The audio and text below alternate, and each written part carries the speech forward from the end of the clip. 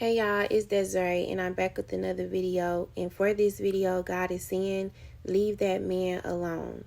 I know that it's common Christian knowledge, that we are to refrain from sexual sin, we are to refrain from ungodly relationships because it's bad, not really truly understanding the spiritual implications that can come from it. When we have sex or seek relationship with men who aren't ours, we attach ourselves to them spiritually. We are to be seeking relationships at God's will. Naomi didn't put Ruth on to Boaz. She wasn't like, ooh, girl, you heard of Boaz, girl. He a little older, but he got money. No, Ruth did not find herself at Boaz's feet off of her own accord. It was according to the will of God. It was according to the purpose of God. When we go seeking relationships, when we go entertaining people that we don't have no business entertaining, forming relationships and commitments outside of the will of God, there are spiritual ramifications. One, your purpose is stunted under the submission of a man who isn't yours. Some other words for submission include yielding, agreement, acceptance, consent, compliance.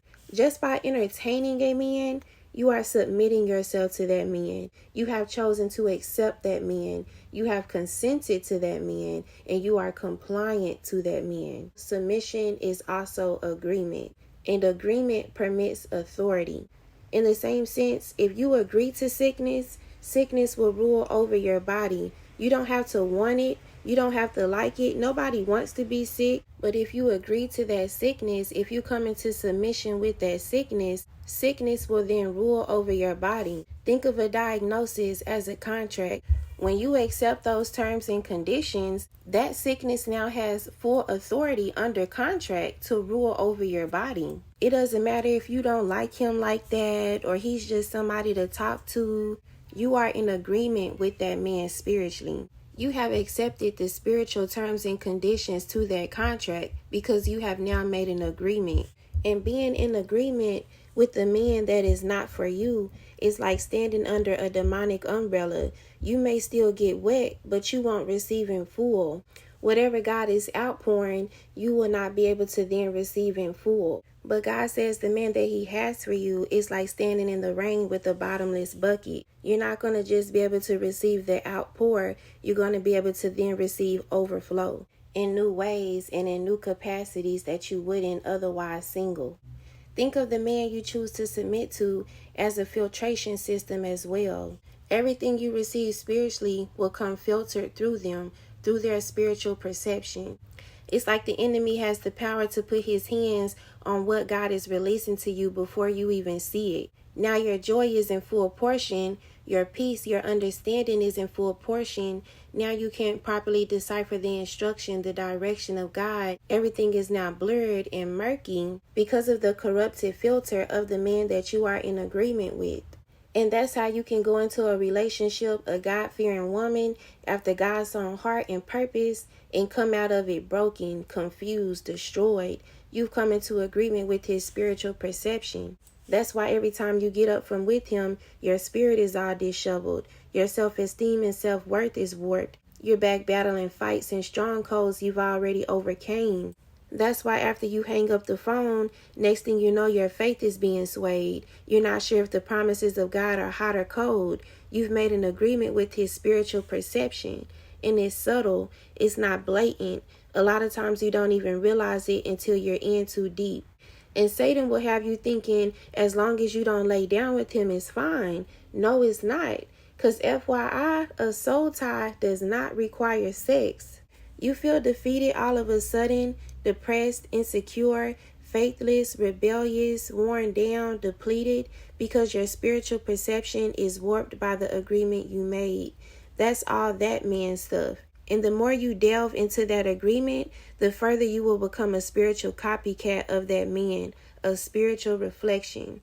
And we are to be the reflection of Christ. That's not a standard you can achieve under the spiritual authority of a wicked man, a man that is not sent from God for you.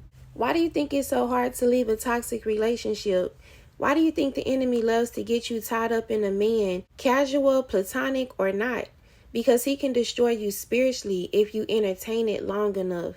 It's women right now spiritually broken, spiritually chained, imprisoned to a man off of an agreement. Not in love, not happy, bound. And you ever wonder what makes a woman not leave? What makes a woman just stick it out? I'ma stick beside him? Because that man is still imprisoned. Broken men lead women to the grave every day because they submitted to the wrong thing. As weaker vessels, we need guidance. We need leadership, and not just physical but spiritual. That's why men are called to be the headship over us. Ephesians 5:25-27 says, "Husbands, love your wives, just as Christ loved the church and gave himself up for her, to make her holy, cleansing her by the washing with water through the word, and to present herself to him as a radiant church, without stain or wrinkle or any other blemish, but holy and blameless." Husbands take part in our spiritual purification, in our spiritual maturation. And yes, that can be vice versa, but it's clear and it's evident that God gave order to marriage. And God has ordered the man to lead, not just physically but spiritually, and to also serve as the head.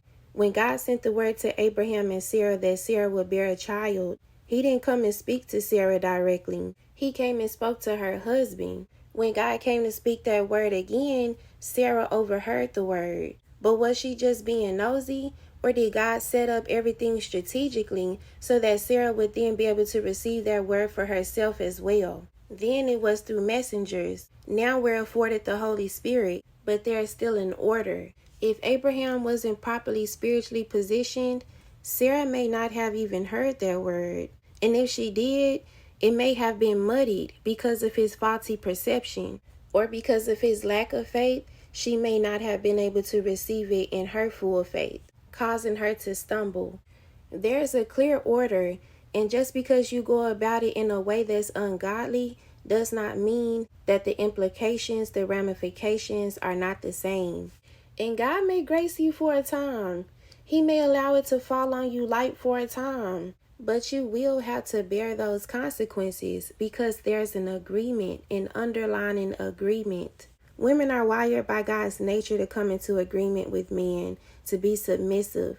And the enemy will use that to his advantage because he understands whatever you put over you, you must agree to.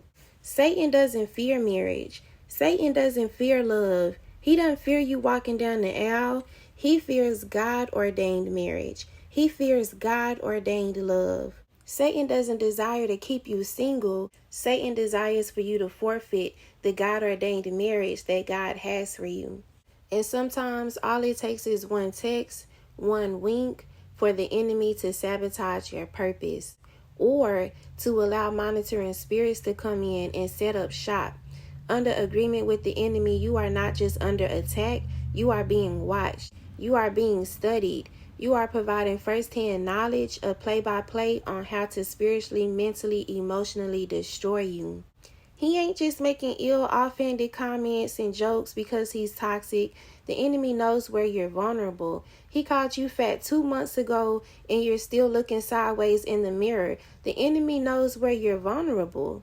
And let me say this, your self-esteem, your self-worth, your self-image is under major attack in agreement with the wrong man, because Satan understands if he can get you to find fault in you, you'll begin to find fault in God. If you see a fault in God's design, you'll begin to fault the designer.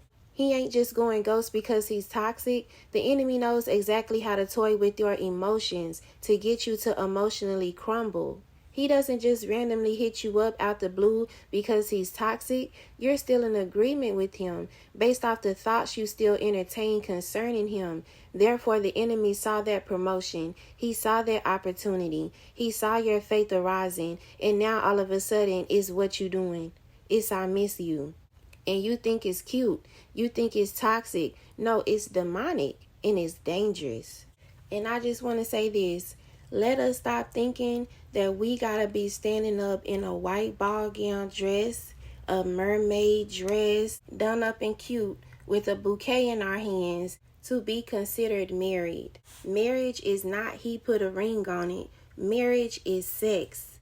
We gotta go back to seeing sex as just that serious. If you really take a moment and think about it, to have sex with somebody without the intentions on serving them as your spouse, without the intentions on officiating a marriage covenant, without the intention of procreating with your husband, is so perverse and wicked. It's desecrating one of the most intimate, sacred covenants possible. Why do you think that the enemy has went out of his way to make sex seem like just a wham bam? What could possibly be more submissive than giving your body, opening up your body, opening up your vessel to a man? In what way could you possibly be more intimate with a man? It's deeper than sex. It's deeper than just physical. And we truly need to restore the honor that sex deserves. Why do you think you feel so gross and nasty and disgusted with yourself when you fall short in that way? When you fall short to sexual sin? You desecrate the most purest form of intimacy that God has allowed between man and woman.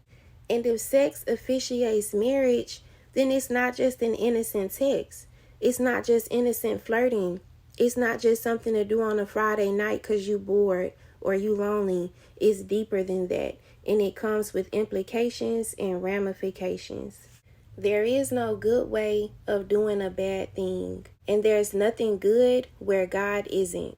You cannot properly discern who you are in God in agreement with the enemy, and you cannot properly receive from God in agreement with the enemy.